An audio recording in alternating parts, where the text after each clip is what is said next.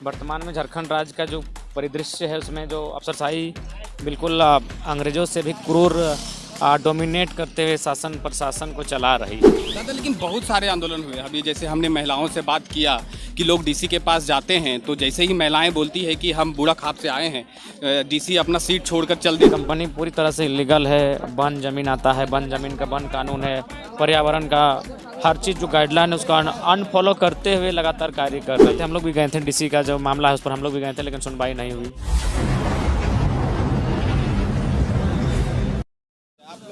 अभी हम NH-33 पे खड़े हैं, जो सुबह मॉर्निंग में 7 बजे से लोग चले हैं। ये रामगढ़ के लोग हैं और राजभवन मार्च के लिए निकले थे। ये सुबह 7 बजे से चल रहे हैं, हम भी इनके साथ चल रहे हैं। अभी जयराम दादा आए हैं और जयराम दादा ने भी इनको समर्थन दिया है, अभी पहुंचे हैं। दादा सबसे पहले तो आपको झारखंडी जोहार। जोहार आपका भी।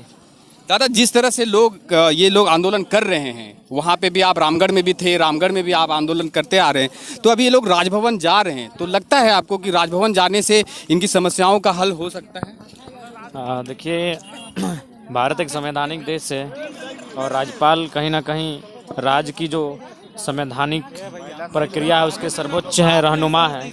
और हम लोगों ने लगातार आंदोलन किया, लगातार संघर्ष किया। जो भी संवैधानिक धरना हो, हड़तालें, भूख हड़ताल हो, हर तरह का हथकंडा अपनाया गया, लेकिन अभी तक सुनवाई नहीं हुई है। जबकि कहीं ना कहीं कंपनी पूरी तरह से इलीगल है, वन जमीन आता है, वन जमीन का वन कानून है, पर्यावरण का हर चीज़ जो गाइडलाइन है उसका अनफॉलो करते हुए लगातार कार्य कर रही है। तो उसी क्रम में अब हमें लगा कि चूँकि मुख्यमंत्री यानी जो कार्यपालिका का जो पार्ट्स है और उस पर हमारे जो सर्वोच्च रहनुमा है राज्यपाल, उनसे मिलना चाहिए। विधायिका से हम लोग लगातार आवाज़ उठाते रहे और लगातार जो क्षेत्र के विधायक रहे हैं, जाहिर सी बात है उसी क्षेत्र के हैं, वहाँ के आसपास के जितने भी जनप्रतिनिधि रहे, तो कुल मिलाकर विधायिका का अंक है, उनसे लगभग फरियाद पहुँचाई गई, शायद नहीं सुनी गई होगी क्योंकि आज से ही आंदोलन नहीं चल रहा है जहाँ तक मुझे जानकारी है।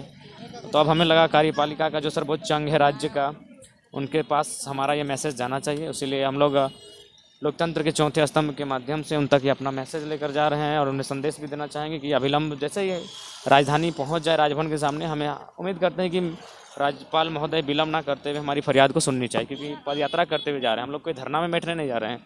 लगभग रामगढ़ जो कि मांडू क्षेत्र पड़ता है, वहाँ से पदयात्रा करते हुए और अधिकतर संख्या में महिलाएँ हैं। तो इसीलिए मेरा मानना है कि यथाशीघ्र इस पर सुनते हुए और जो भी समस्या है उसका निदान करना चाहिए। इसी उम्मीद के साथ हम लोग राजभवन की ओर कुछ किए हैं। दादा लेकिन बहुत सारे आंदोलन हुए अभी, जैसे हमने महिलाओं से बात किया कि लोग डीसी के पास जाते हैं तो जैसे ही महिलाएं बोलती है कि हम बूढ़ा खाप से आए हैं, डीसी अपना सीट छोड़कर चल देती हैं। तो ऐसा ये सब चीज़ें अगर प्रशासन अगर ऐसा करेगी तो कैसा समझेंगे कि आगे क्या होगा?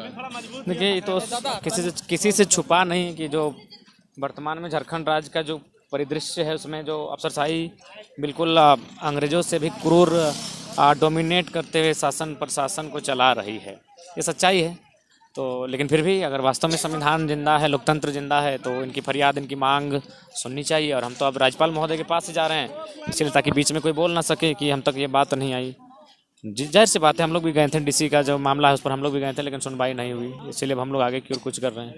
चलिए, ये जयराम महतो थे और सुन रहे थे आप, ये जयराम महतो का भी समर्थन इनके बूढ़ा खाप के लोग जो सुबह से चले हैं उनका समर्थन मिला है और अभी ये लोग राजभवन की ओर जा रहे हैं। तो ये पैदल मार्च करके चले थे सुबह मॉर्निंग में और अभी तक ये रांची पहुंच चुके हैं। तो सुबह मॉर्निंग में देखना होगा कि क्या होगा, क्या कार्यक्रम है इनका। मेरा नाम है अमित और आप देख रहे थे द पंचायत न्यूज़। नमस्कार। Sponsored by Shreya Store.